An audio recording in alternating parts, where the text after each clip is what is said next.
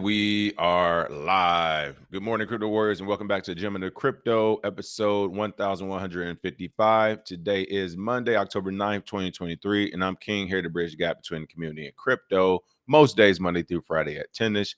Today's top story is only a few. Upbit deflected 879 hacking attempts per day in first half of the year.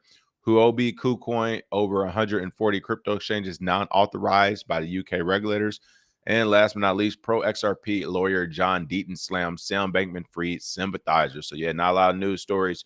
Quick, short day, hopping in and hopping right back out. But before we begin, let's go ahead and talk about these prices on the day. See what Bitcoin's been doing over the weekend. Coming in hot, Bitcoin $27,509, down 1.4%. Ethereum's at $1,594, down 2.14%. Number 4, BNB at $207, down 1.78%. Honestly, BNB kept more of his value than I expected when it comes to all of these tokens. Honestly, they for the most part kept their value. Got to give them props on that. Number 7, Solana at $22.30, down 4.57%. And number 10 is Tron at 8 cents, down 1.8%. Trending tokens are Bitcoin, Banker, down 1.75%, and APM coin down 8.29%. Fear and Greed Index is at a 45, so still neutral, with Bitcoin dominance actually being at 50.1% today. So it got a little boost. And Ethereum has slipped to 17.9%. Remember, they usually stay around 18 point something. Well, they slipped to 17, that dominance, and Bitcoin is back up to 50%. So that's good for Bitcoin. Health and wealth. Blockchain is still the strongest and the longest blockchain out there. So shout out to them. What's going on, BK Crypto, Larry N, 64 ECG, Will 45, JB. Good morning, everybody. Yes, I clicked that live button a couple minutes early. I got to run. Plus, the news story was lagging, so it's going to be a short show. All right, top story of the day. South Korean crypto exchange Upbit deflected 879 hacking attempts per day in the first half of the year. This is an important article because, again, when you're talking about your favorite project, your favorite platform, your favorite whatever in this crypto space, I always ask, like, have they had to scale yet? Are they popular enough for hackers and governments to go after them simultaneously and they still work? Well, like, this is what we're talking about. 879 hacking attempts per day. That's a per day attempt. In the first half of the year, the exchange is immensely popular in the country and is known for attracting speculative rallies. Again, hackers attempted to infiltrate Upbit, South Korea's largest exchange, by trading volumes nearly 160,000 times in the first half of this year. Parent firm Dunamu said in a regulatory filing, as reported by local outlet YNA. So again, they actually put this in a regulatory filing. Dunamu submitted its findings to Representative Park Sung-jung, the People Power Party of the Science, Technology, Information, Broadcasting, and Communications Committee of the National Assembly on the 9th. The report stated, it looks like that's about 879 each day. Hackers may have employed a variety of common methods for the attacks, such as email phishing or DDoS, although Dunamu did not mention specifics in the filings. It's also stated here, let's see. He said the findings were 2.17 times of the infringement attempts in the first half of last year, which saw just over 73,200 cases.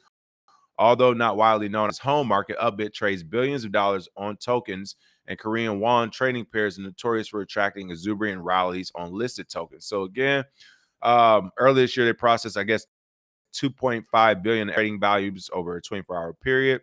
And these are types of things that will make them attractive for hackers. So that's kind of crazy when you look at it. One exchange facing about 879 attempts a day to account for about 160,000 hacking attempts at the beginning of the year. That is absolute madness to try to keep the quality control on an actual exchange while being simultaneously hacked nonstop. This is why sometimes you see exchanges going down, maintenance, so on and so forth, making sure the funds are safe. Like, they had to do so much stuff on the back end because of these hacks. Like, that's crazy. And I wonder how they're counting them. Like, because technically you can get like 3 or 4 or 5, 10, 100 DDoS attacks all day throughout the day, right? So I wonder if they're counting every new DDoS attack as a different attack. I wonder how they're getting to that number, but regardless, like, that is a lot to be coming at you all at once. So that just gives us an idea for Huobi. I'm sure it's not much different from Coinbase and some of the other ones out there.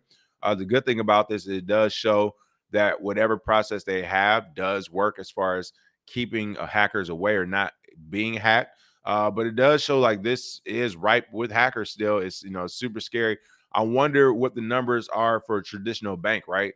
Not to say bad guys aren't being bad guys, but I highly doubt a traditional bank is getting 160,000 attempts at the beginning of the year. So that's something exchanges may want to bring up when they're talking about regulation, and all the regulatory environment. Hey, where's our protection against the hackers? You guys protect banks. People are scared to even attempt to hack banks, some of them. I'm sure there aren't 160,000 attempts happening in half of the year, but that would be something for exchanges to compare as we go further along this regulatory cycle to see what protections are going to be offered to them in exchange for all of this, again, regulatory madness and political fray of where these exchanges and everybody needs to kind of choose a side. All right. Still on the international exchange chain, Huobi and KuCoin are over 140 crypto exchanges are being considered non-authorized by a UK regulator. They say, you know what, we see what the United States is doing, and we're going to top it. The FCA's list of registered crypto asset providers includes 42 entities. It hasn't changed since August. That's right. It's one of those clubs that's very difficult to get inside of. The United Kingdom's financial markets regulator, the Financial Conduct Authority, the FCA, had a busy Sunday on October 8th as it added several crypto exchanges to its warning list of non-authorized firms that customers should avoid. A total of 143 new entities were added to the warning list, including major exchanges such as Huobi-owned HTX and KuCoin. Pardon me. The warning list doesn't reveal much apart from the statement, "You should avoid dealing with this firm." Can you imagine that? You just wake up one morning and your business is on a list that says you should avoid dealing with the firm from the government with no rhyme or reason. That's low-key hilarious to me. However, in the UK, firms permitted to carry out crypto asset activities must either be registered with the FCA. Again, they're not even registering people, so you have to figure out a way to get in there, or have been granted temporary status to operate. In July, Jason Probin, crypto financial promotions lead at the FCA, suggested that failure to comply could result in criminal charges. There we go. That's what I'm looking for. Way to protect the people. UK's doing it too, just like the US. Not worried about murderers, rapists, people trying to take over the government. Nope, nope, nope. They want to know about that new technology that's making you money and they want a piece. They're saying that if you decide to operate this new technology, this new software, any bit or part of it, or make money in any way, and we don't register you, even though we're not registering companies to do this because we don't like this technology in general. But if you do this without us registering you, we will kidnap you and enslave you next to murderers and rapists. Like, that is what I'm reading here. This is one thing. You can't go throughout the last 50 to 100 years giving bankers fines for every little thing they do. Fine here, fine, fine, fine, fine, fine, fine.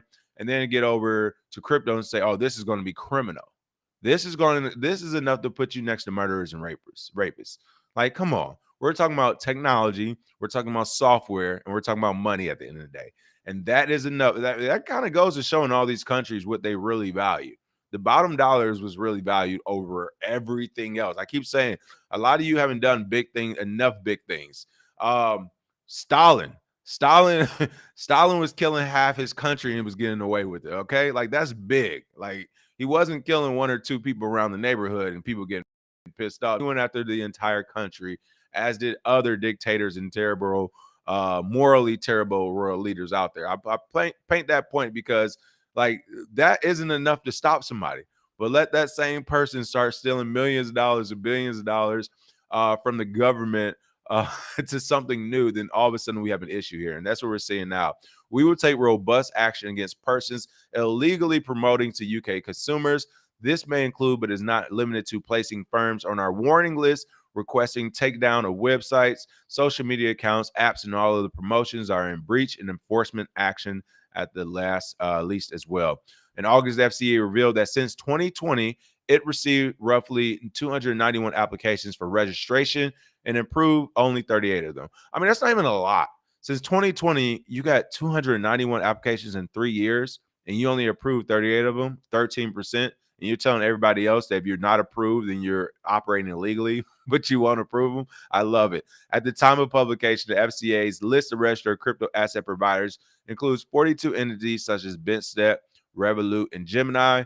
Essentially, you need to already be a big player in the game with enough money to give that government to lay off you. Like, Gang is the same thing that's happening over there. PayPal recently halted crypto transactions for its UK customers until it figures out how to comply with the FCA's requirements, i.e., who to pay and how much.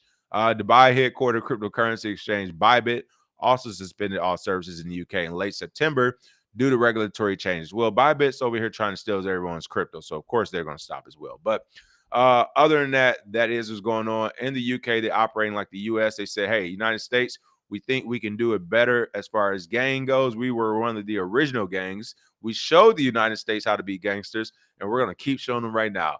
Goodness gracious, UK. Way to set a terrible example for the rest of the world when it comes to regulations. All right, last but certainly not least, what's going on, Mac Main, Jerome Jones, KW1. Good morning, everybody. Crypto City just called me L. Timothy Grigsby, Charles Marshall. Good morning, Magnolia Pelican. Morning.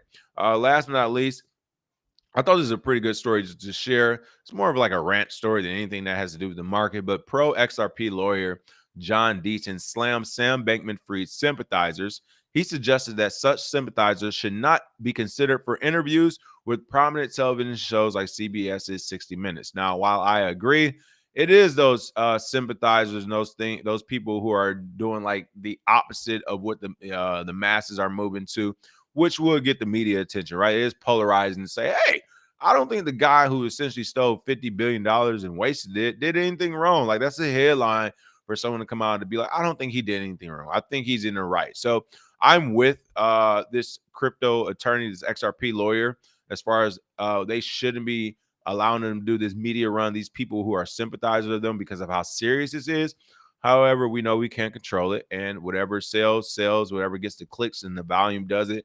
And someone who's pro SBF and pro FTX right now would definitely get clicks because people want to know why. Why are you pro this evil entity even after they did all these bad things? Why are you still with them? So get some clicks. We know why.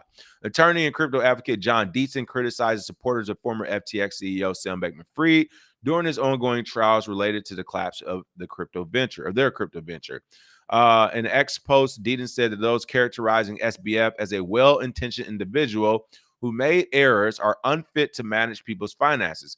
I agree. It's kind of crazy that people are like, oh, he's such a good boy. It's an honest mistake. He didn't know that billions of dollars are being siphoned away. Like, who would know billions of dollars were being missing?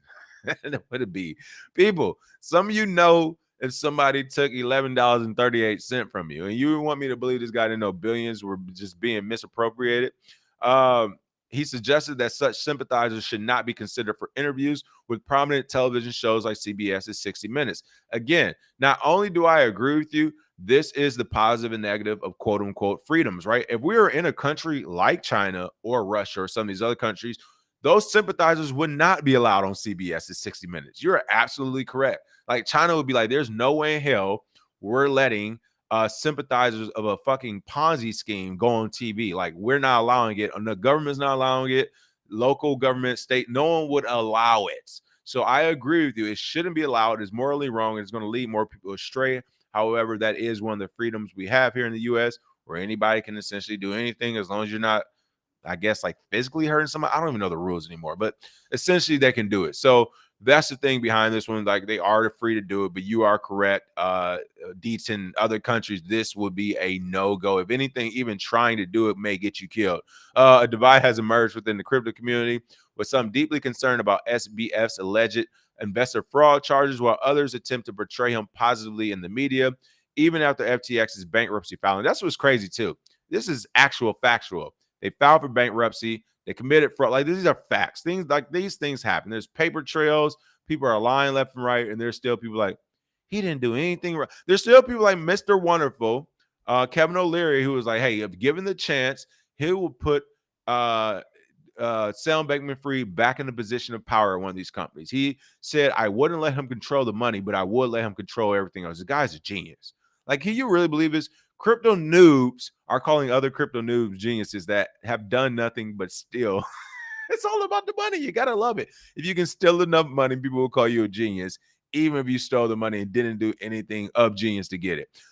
So again, even after this bankruptcy filing, SBF continued to participate in interviews and was often depicted as a crypto hero, sparking backlash from the Web3 community. And here's that X thread. People who believe SB fraud is a good guy who made mistakes and FTX grew too fast and it all got away from him should never be in charge of other people's money and certainly should never be interviewed by 60 Minutes or any other news outlet. And yes, his parents are 100%. See what this says. His parents are 100% complicit. Again, I fully agree with this statement. I cannot believe there are people managing money and at the same time saying SBF didn't do anything wrong. News flash, I can't believe it.